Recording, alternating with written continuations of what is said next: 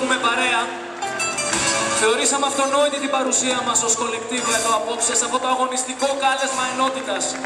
Την καλύτερη απάντηση όμως τη δίνετε εσείς που γεμίσατε ασφυκτικά αυτό το χώρο.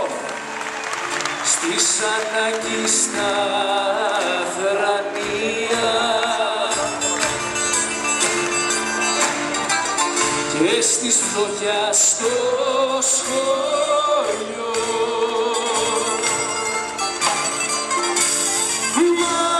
μάθαμε την κοινωνία και τον πόνο τον παλιό.